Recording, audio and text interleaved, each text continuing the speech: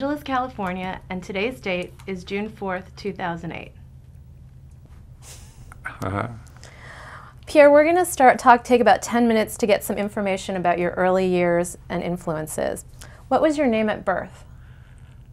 What was my name at birth? Yes, your birth name. Is it Pierre Cossette? Joseph Pierre Maurice Cossette. Great. When were you born? Honey, I'd like to start out early with you. Do you believe in the hereafter? Yes. Well, then you know what I'm hereafter. Ah. That's a joke. I know, it's funny. So when were you born? December 15th, 1923. And where was that? That was in Valleyfield, Quebec, Canada.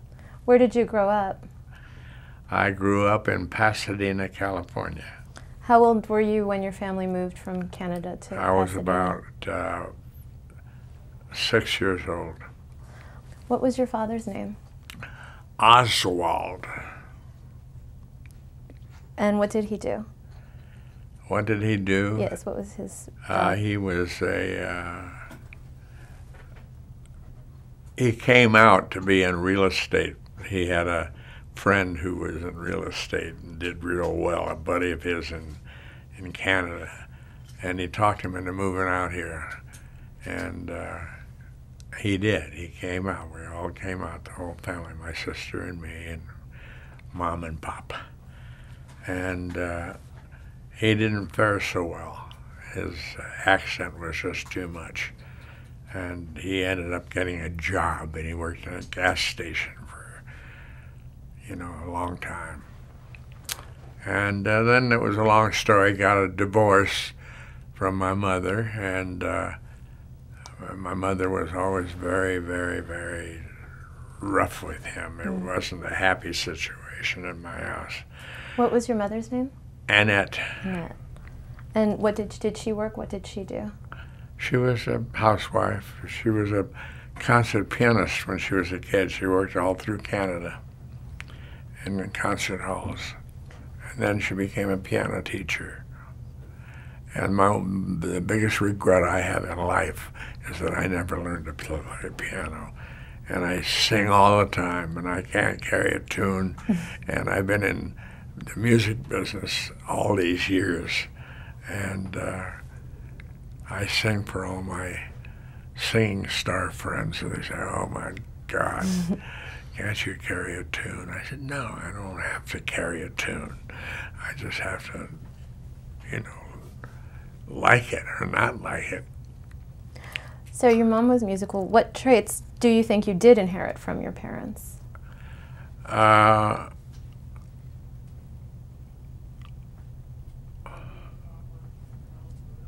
This is a real question and answer thing, isn't it? It is.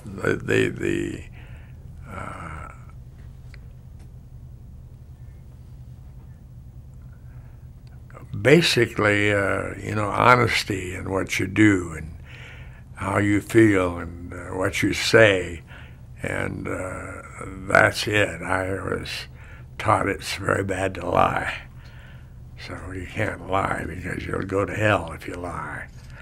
And that's a trait that I've inherited from my parents. You mentioned that you had some siblings. Brothers, sisters, how many did you have? I had a sister, and that's it. Just a sister. What were your hobbies growing up?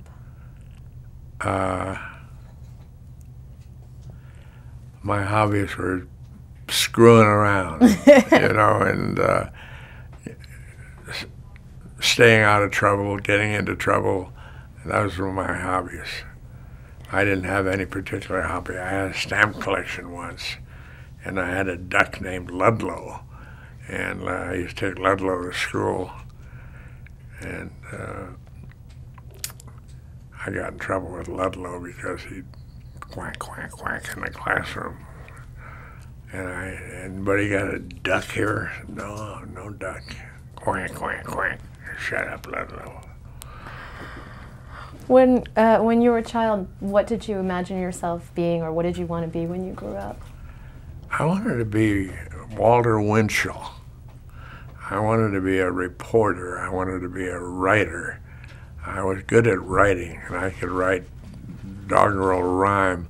I edited the local paper in high school, and everything I wrote was in rhyme.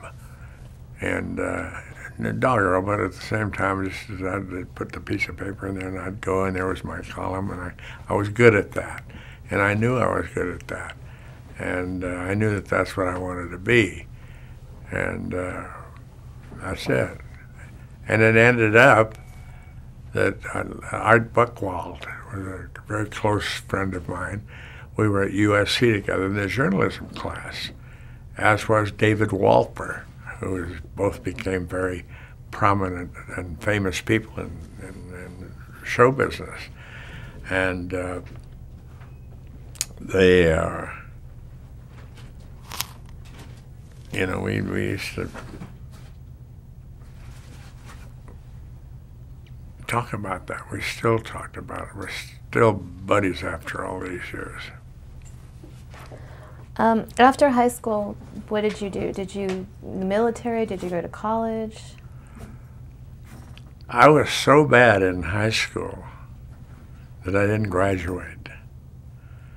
And all of my friends were in officers training school, and they were all second lieutenants. And here I was, I didn't have the credential, and I ended up being a buck-ass private. But I did become the youngest first sergeant in the Army. I grew through that, and I felt good about that. I felt, well, if I can, the song, if I can make it here, I can make it anywhere. And but when I graduated, when the war was over, I went on the GI Bill. I went back to high school, and I made up all my grades. Then they had a program at USC where, they would allow, they had if you didn't have the credential, they'd let you go to this section of USC where if you could make it as a freshman, and I did, man. I knew I could do it because my IQ was always very, very high in the Army. I was always on the top of that list. And later on, I did go to officers training school. And I didn't become an officer because the war ended. Do you remember the first time you actually saw television? Yeah. What did you watch? I had a magazine that I started when I was going to USC. Now, Art Buchwald was the editor of, not the editor, but the publisher of, what they call it, Wampus, I think they called it, and that was the school newspaper, the school paper, Mm-hmm. and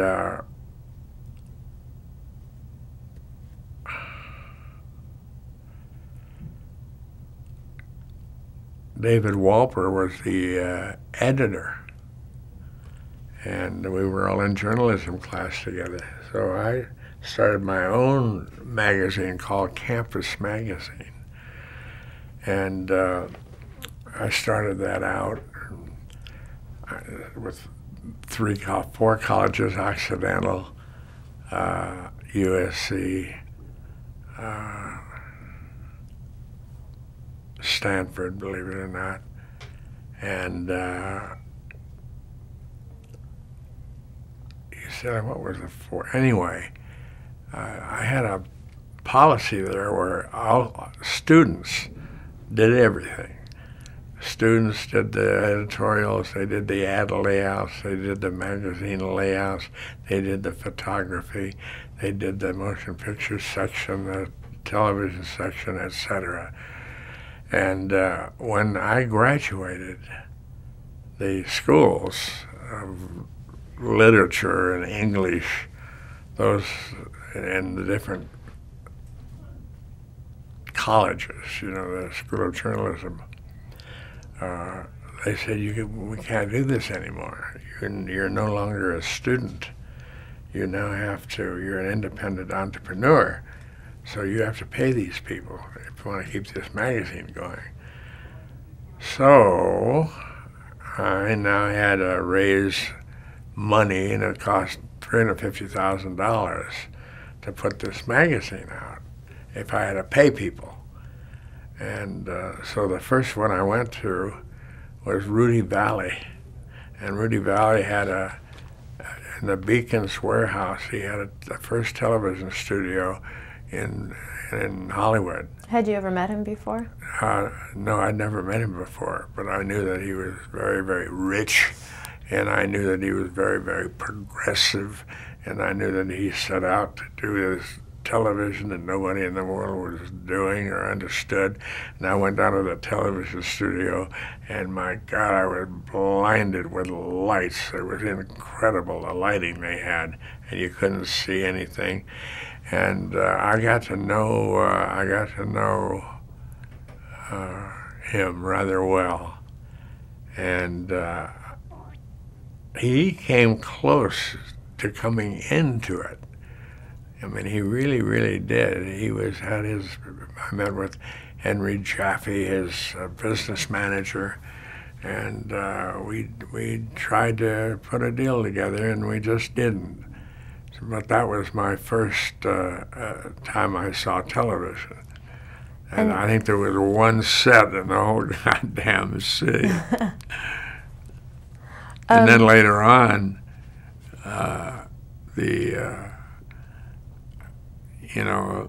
they started selling television sets. You could buy one at Sears and Roebuck. You could, that kind of thing. And in your own neighborhood where you lived, where my mother lived in Pasadena, there was one person had a television set. And my God Almighty, it was, everybody would go there and watch television every night. And do you remember what the first show you ever saw was? Popcorn. The very, very first show I ever saw, I don't remember what it was, but I remember that it was old Gabby Hayes movies, those kind of things. Old movies. And then later on, about my own television set. And we had one set. There's 6 guys that lived in one house, and we all pitched in rent, and we lived in this house, and we had the one television set, and God would go blind looking at the whatever they call that. And that was, and then later on we got a set, a regular set, and it started becoming, and then comes Milton Berle, and Milton Berle started that whole hoopla about television, and then Jackie Gleason at the DuPont Network. Now, from there, you started. How did you start work at MCA? On PA. On MCA. How did you end up? In order to keep this magazine going, I had to raise all this money, and I got a turn down from Rudy Valley, who I thought was going to come in, but didn't. He wanted to. His manager said, "Listen, we're going to put our own money into our own television. We're not going to develop, for these kids. Why don't you hire them? That's what you ought to do." We didn't want to do that. We wanted to be independent. So we came upon one guy who was interested, a very, very wealthy guy. I forget what the hell his name was. But he didn't believe our distribution. He said, "I don't believe that your circulation of 50,000 magazines, I think half of this stuff stays in garages and fraternity houses somewhere, and you sell all these department stores around and shoe stores and local advertising based on that number, and I don't think that number is accurate. So I said, well, listen, I'll tell you, we're going to show you the power of this magazine. We're going to do a big show at the Hollywood Palladium. We're going to call it the All-Campus Magazine Jamboree. And we did that. And it turned out to be the biggest goddamn show in the history of the Hollywood Palladium. We had every superstar in the world working there. And Who did you have? well, who'd we have? We had Bing Crosby, we had Bob Hope, we had Bob Crosby, we had Dinah Shore. I remember we had oh, you name them, we had them. So this was the first time you produced a music show? Yeah, it was the first. No, it wasn't the first time. The first time. Should we get back to the first time I produced a music show? Well, the very first time, I was going to high school in Pasadena, which was Pasadena Junior College. They had the last 2 years of high school and the first 2 years of college. So I was walking across the street, to go across the street to the College Inn to have lunch.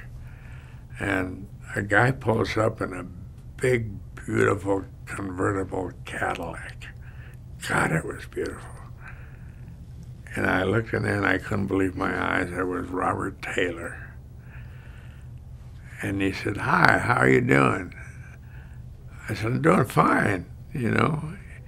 He said, "Well, have a good day. I'm going to Palm Springs. See you later." And zoom.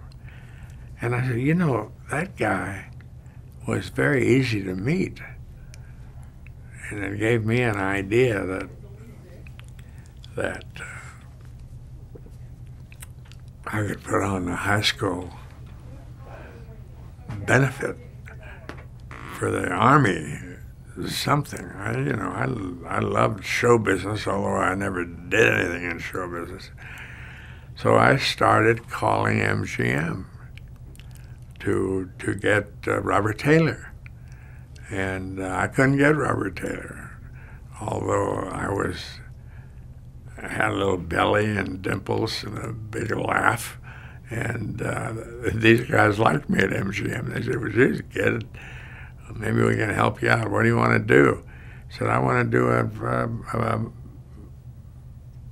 high school benefit for the, for the GIs." So I got Red Skelton.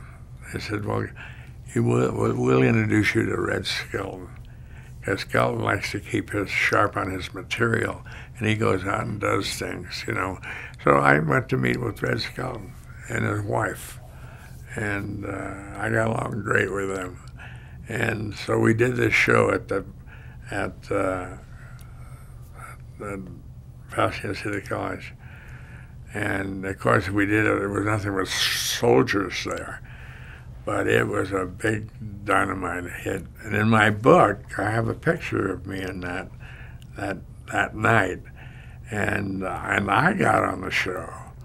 I wrote a poem, and I went on, I did it. And I didn't have any big stars on it. I just had Red Skelton. Oh, so that was your first. So getting back to MCA, how did you become an agent there? I became an agent there in the course of doing this show at the Hollywood Palladium.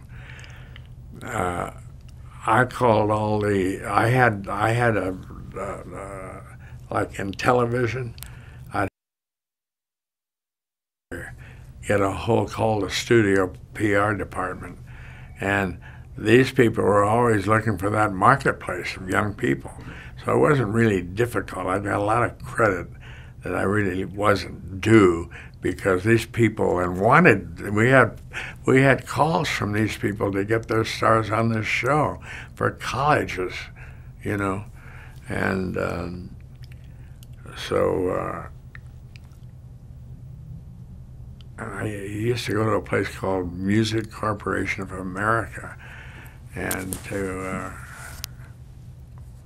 meet with the agents and stuff and find what the hell is this thing, you know? And so the MCA said, listen, you should be in show business. We'll give you a job here. And it's just not in the room where you know where you deliver mail. It's not in the mailroom job, a starting job. We're going to give you the job of booking colleges around the country, because college dates were the big things when I joined MCA. And it was in the late. Well, I joined there in December of the 1949, just before Christmas. So they had an old booker there, an old guy from New York. But he didn't know anything about colleges. God, he hated the job, and he did a lousy job. And when I took over, I had a connection with every college in America. And wow, I just quadrupled the business. I just absolutely nailed it. And everybody wanted to go out and, meet this guy, this kid that was so great at booking colleges. And in those days, the big band business was the only thing left was colleges. And the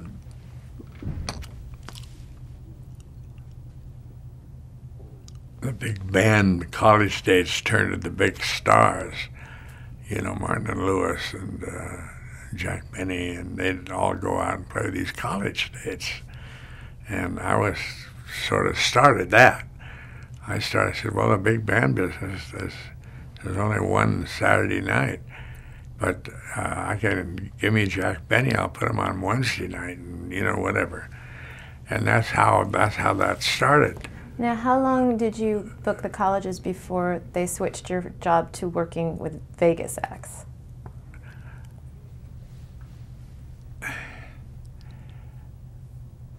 One day, I get a call from Lou Wasserman, who was my idol. My all-time idol is Lou Wasserman. I love that man. And he said, Pierre, he said, listen, here's what I'm going to do with you. I'm going to put you on it'll take you about 8 weeks, and I'm going to send you all around the country.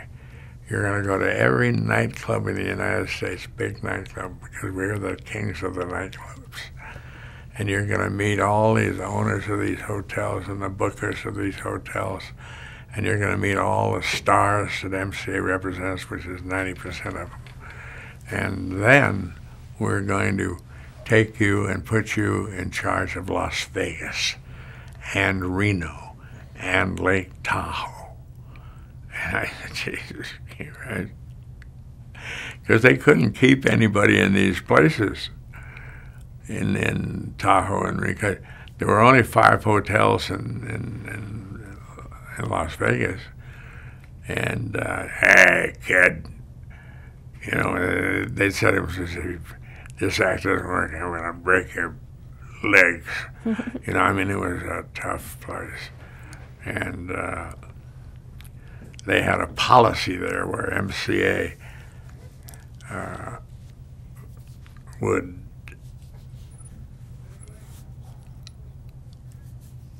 MCA just controlled Vegas, period. And to have a job like that was really...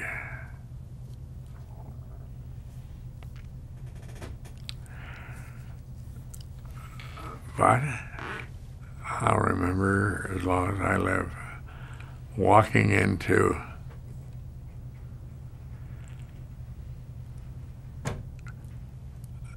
Belden cattleman who owned the El Rancho in Las Vegas. And my first booking there was Eddie Cantor's daughter. And I put her in there with Harry James's orchestra. Well, later on, I put Tony Bennett in there with Harry James's orchestra. And Belden Cattleman goes like this to me. And he's come into the casino cage. Jesus Christ, that was unheard of. People saw me walking in there. And he's on the phone. He says, Eddie, greatest singer we ever had.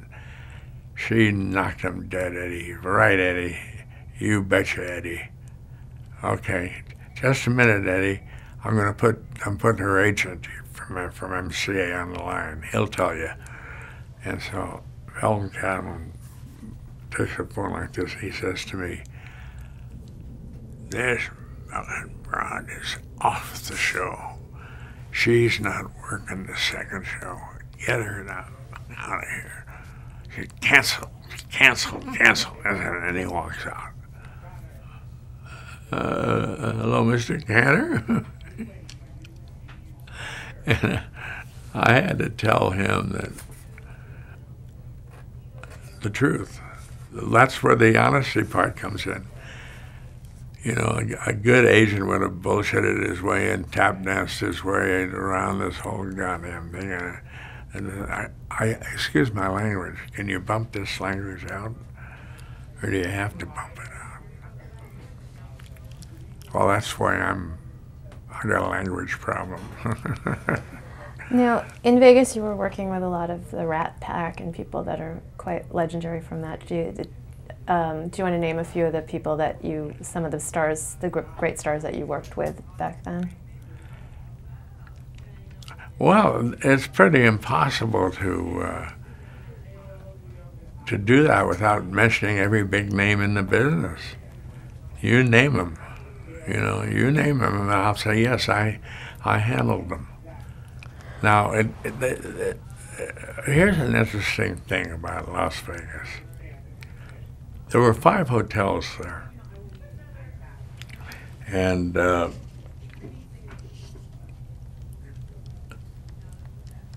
in comes 2 new hotels they started to build. One of them was the Sands Hotel, and the other one was the Sahara Hotel.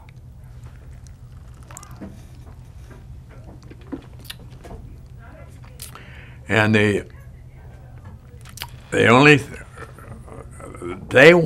Sands was run by Jack and Trotter, who had been the boss at Copacabana in New York, which was the biggest. And the second biggest was Bill Miller's Riviera in New Jersey. And Bill Miller, now they played all the big top stars in the world, the Copacabana and the Riviera. So they made a deal with the other Las Vegas hotels. He said, what the hell are we going to do here? You guys have got all the acts. And they said, well, Belden said, well, I'll tell you what, each hotel will give you 5 acts. You can have them. However, all of these 5 acts were like losers, They gave them acts that weren't doing well at all. And so this went on for about 3 or 4 months. Now, in the meantime,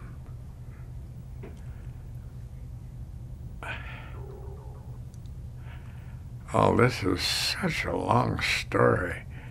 I'm skipping a whole session, a whole section, which happened when the Flamingo Hotel was sold to a man named Jake, was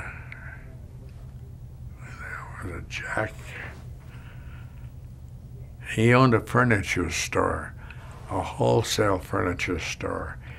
And when they opened the Flamingo Hotel, they had a $10 million furniture bill with this guy. And they ordered to settle it with him. They gave him the hotel.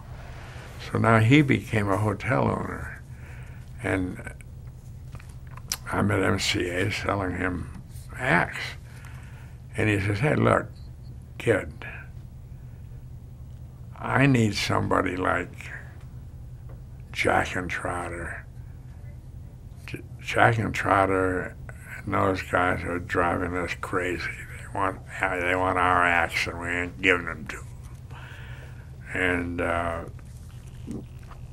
you have a list, and you know every single one of these people. You handle every one of them. And how much could a kid like you be making? You know, I forget what he made. $800 a week, $1,000 a week. Well, I was making $11,100 a year, including my Christmas bonus. That's how much I was making. Now, I went up to Reno, and Charlie Mapes, who owned the Mapes Hotel, was a Yale guy. He was a college guy. His father was a banker there in Reno and took over the casino when they foreclosed and the bank foreclosed. So I said, Charlie, I can't believe what just happened. He said, I got an offer of $800 a week to be the entertainment director of the Flamingo Hotel. I said, Jesus, I don't know what to do. I'm afraid to do it. Number one, I'm a big guy at MCA. For the young guy was one of the guys that's really going to make good, and I'd have to leave that. And I'm afraid that I'll end up with, alligator shoes and a white on white thing with it, and a pinky here and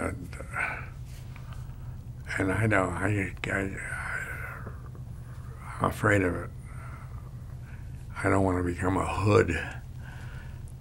He says, oh, come on, for Christ's sake. Look at me. Look at me.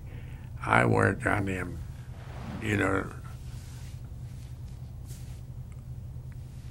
leather things here, and on my tweed, everything I do is tweed. That'll never happen to you. You just be yourself. Be yourself, and you'll be okay. You should take that job.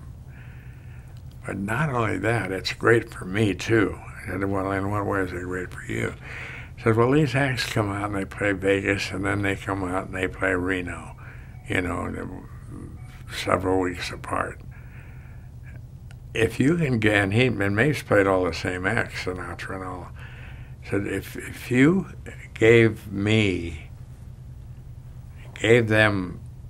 4 weeks in Vegas and let them take a week off and then come in, they never have to leave the state.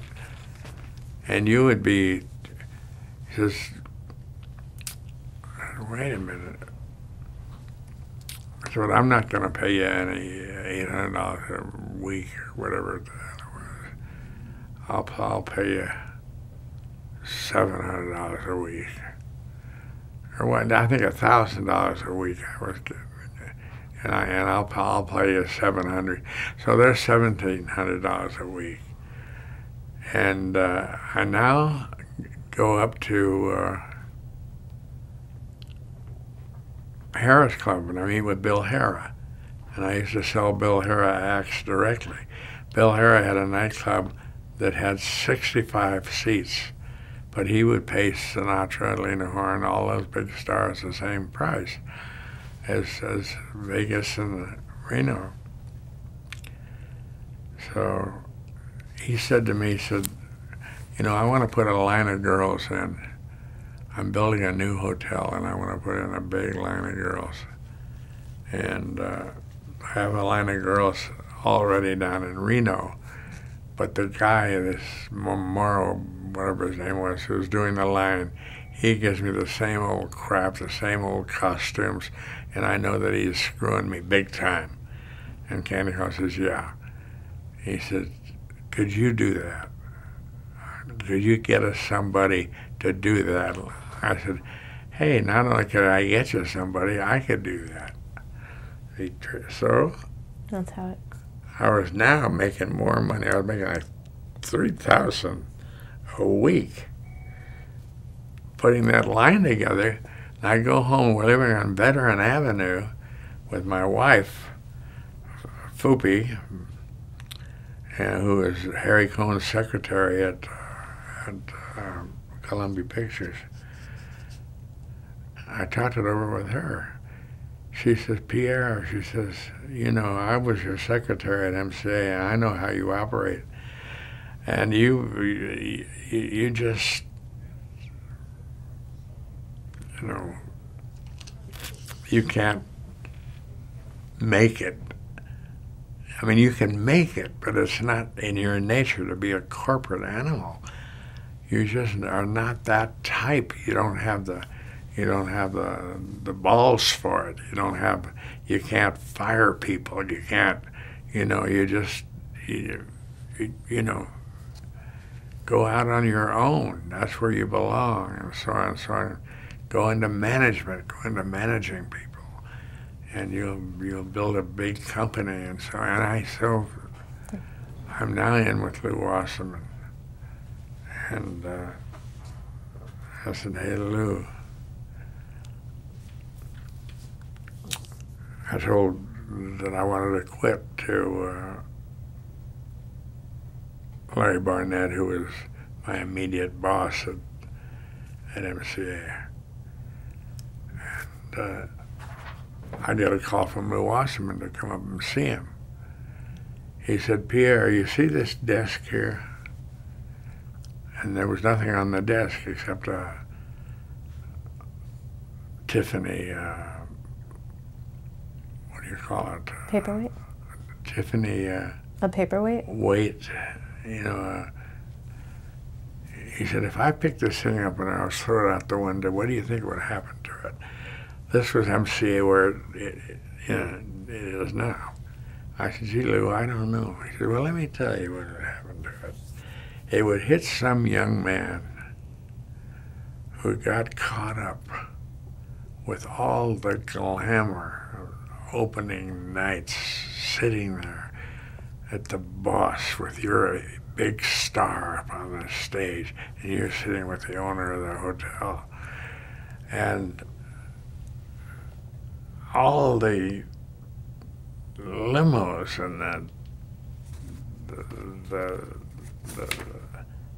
you're caught up. You get so caught up in this to say, well, Jesus, I can go out and do this myself and make a fortune. And they do, and they leave. And now the reason I would hit one of those guys is every single one of them's walking around here trying to get back in. I said, oh, you know, I already had these places locked in. And that's how that happened.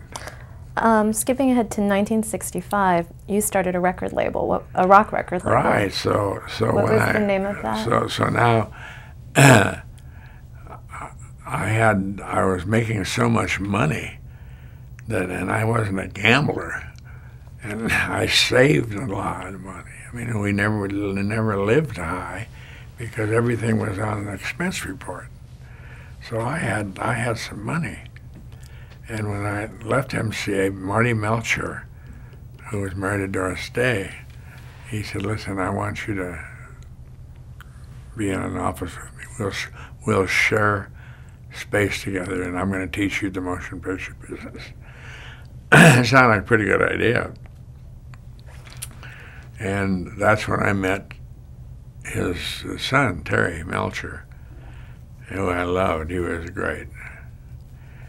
But after I was there for a while, I found myself following Doris Day around on motion picture sets. And I said, I gotta leave this, you know. He said, well, God, he says, no, you can't leave. And then he brings in a kid named Johnny Mathis, who was a big star up in San Francisco at the Fairmont Hotel. And Doris loved him, and everybody loved him, and he signed with a big record deal with RCA. And Marty makes a deal. He had a lady manager, I forget what her name, Anna Sasenko or whatever her name was. And he just did everything that she wanted, because she found him and she discovered him and she took him to where he was. And now she was bringing him into the motion picture business through Marty Melcher. And Marty Melcher was going to take over his management, take over his career, take over the whole ball of wax and make him a big star like he did Doris Day and so on.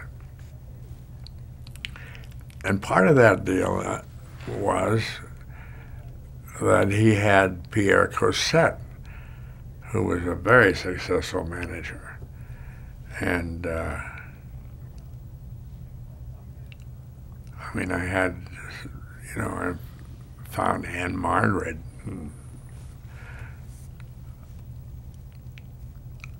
So he makes a deal with her for 20%, I think it was. And he gave her 5%. And the other 15% was split up. I mean, it went to Melcher. Now Melcher says to me, I'm going to keep 10% and you're going to keep 5%. But you're going to have a star.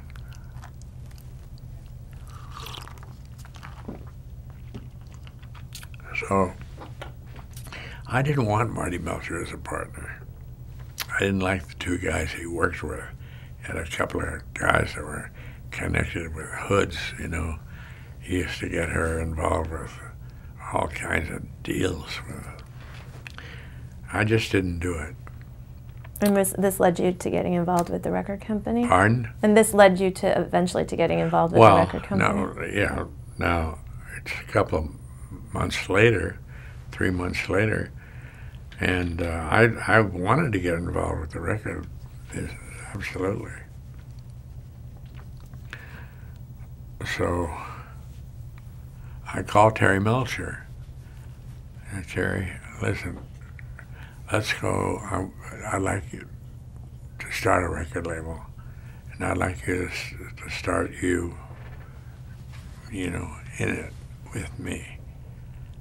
And I know that you like me, and I know what you do, and that we can take people in management, and I'll give you 50% of the deal. However, your guarantee is only going to be $500 a week. That's all I'm going to handle now, because the record label is costing a lot of money, and I'm very frugal about that. And I'm building a company. I don't have 50 employees around here like Bill Cosby's management company that's now just, you know, folded. So I got a call from Marty, He said, "Oh, Jesus, that's great news." He said, "But you're not paying the kid enough money. You got to give him $7.50 a week or something." I said, "Well, I can't afford it." I mean, what do you mean you can't afford it? And he called me back. He said, "I'll tell you what. I'll send you $7.50 every week, $2.50 a week, and you just keep that $2.50. It's like a fee, consultant fee." And I said, "I won't do that. That's not fair to Marty, to Terry." And I told that to Terry. He said, "Well, you did the right thing." He said, "I think that Marty sticks his nose way, way too far into my mother's business. He's got her involved in all these deals with Norton and whatever. And these guys are always under, problems with lawsuits and so on." So I went to Lou Adler. And Lou Adler, he said, "Look," he said, Lou Adler was a fair-haired boy at Columbia because who's the guy? Oh, Jesus. A guy in New York who had all the hip-hop record. There in Tin Pan Alley, he had all of those writers. He had Neil Diamond, and he had Simon and Garfunkel, and he had all of those real hot guys. And he built an empire with that, and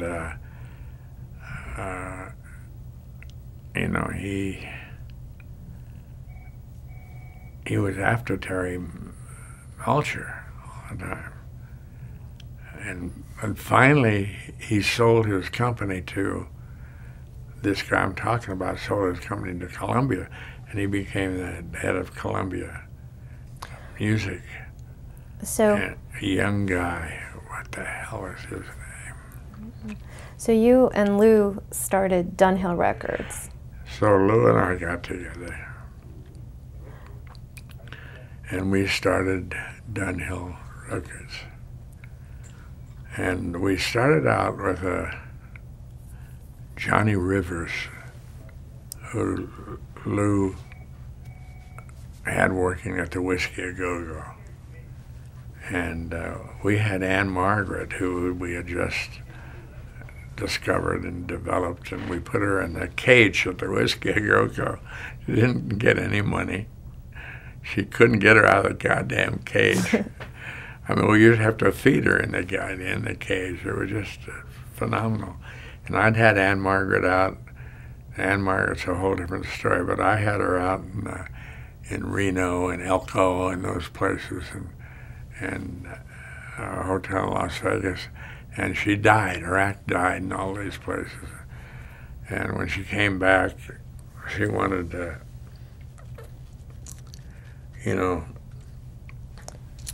she wanted to stay here and become a star. Mm-hmm. And the other 4 kids went back to Northwestern. Right. Now, you had all these artists on Dunhill, like the Mamas and the Papas. Did you ever use television to publicize the acts on the record label?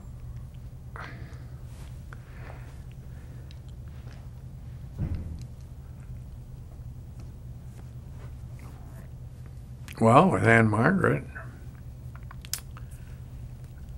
I called Andy Williams, and I said, Andy was a buddy of mine. I said, Andy, and he had a #1 television show. I said, you got to put this girl on. She's absolutely dynamite.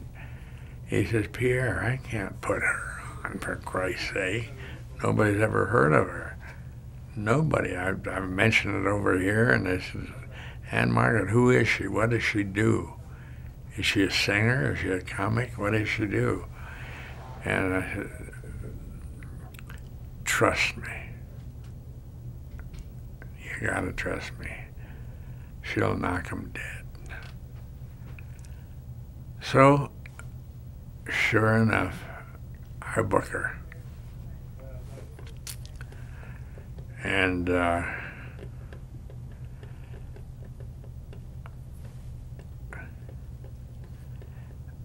he tapes her, 6 weeks in advance. And then a week before the Oscars, Shirley MacLaine falls out or something at the Oscars. And I took Ann Margaret down there, and I put her on the Oscars.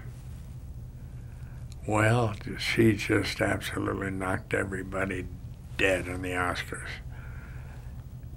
And Andy took his show out that he had it booked later. He says, Andy, take that fucking show and take that show, take that show, but that's a colloquialism in today's world.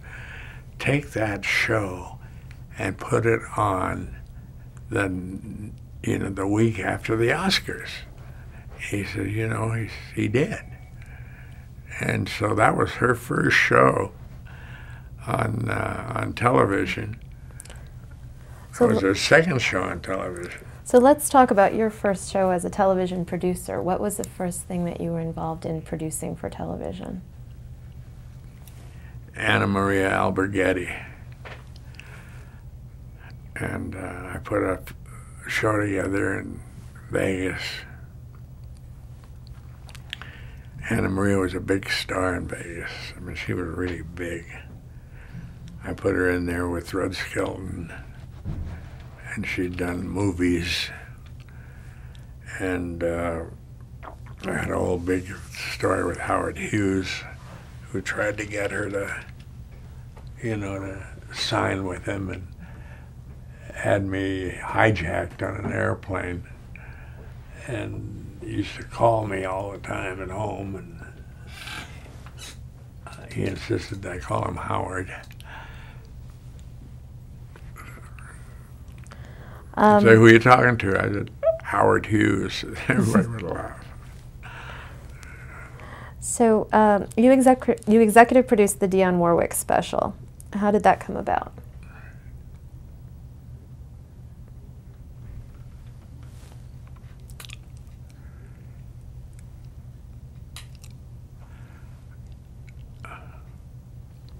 It came about, I knew Dionne Warwick very well, and I thought she was a super artist. And I had her on the very first television special I did, which was Feliciano Very Special. Feliciano was a blind kid.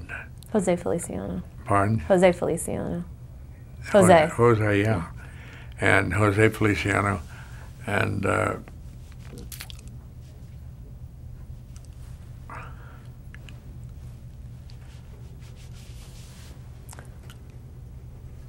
after the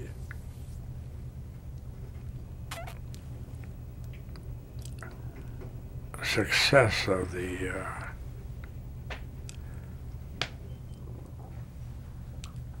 boy, I had no idea I was getting into this kind of thing. All of this stuff is in my book.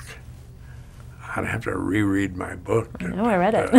Yeah, pardon? I read it. Oh, you read it? Yeah, it's good stuff. Yeah. So you can watch it. Anyway, I had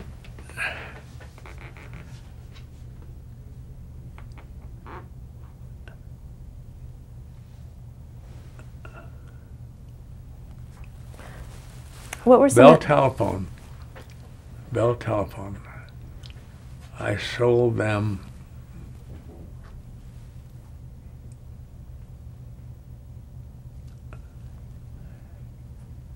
a show that was a big hit. It was Feliciano Very Special.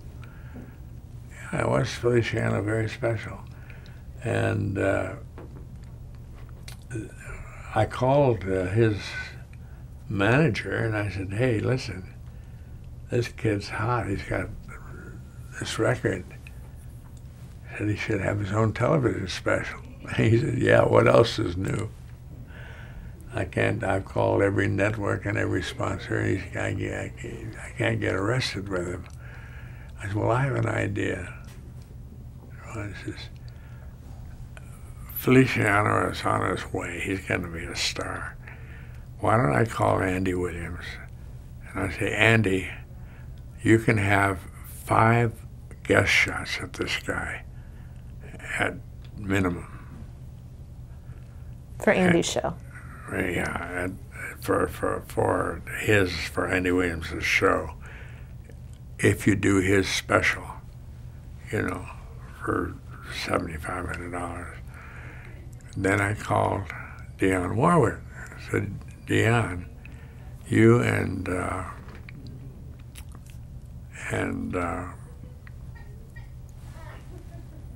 what's his name, the piano player?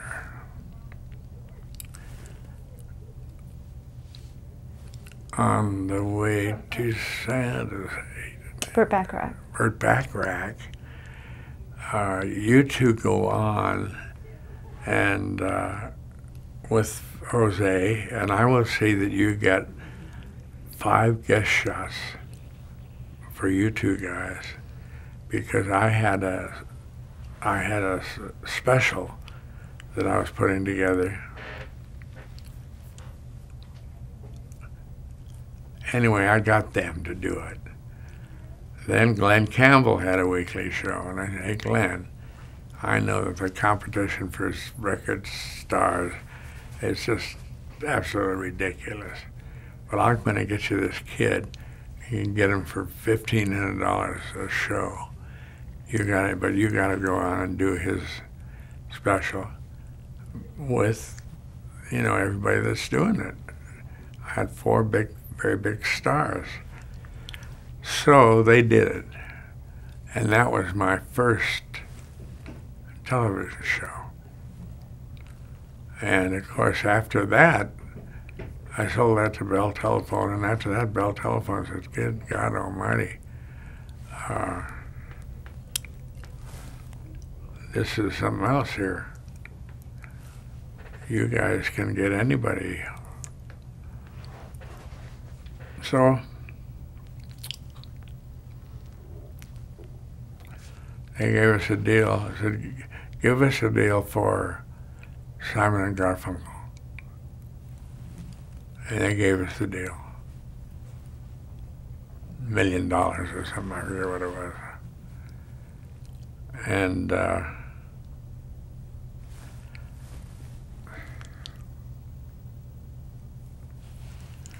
I remember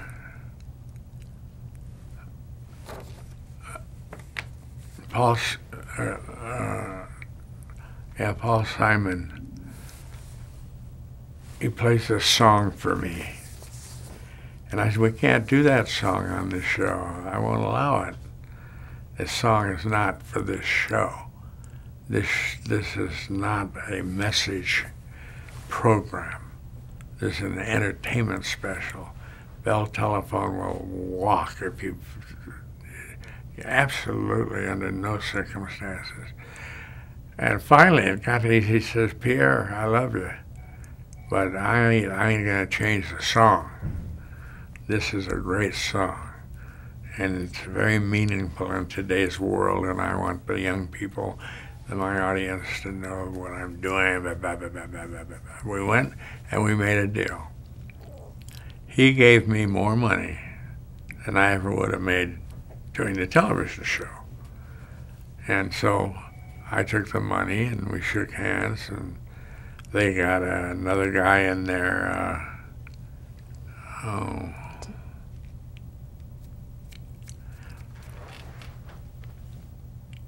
to finish producing. the guy that did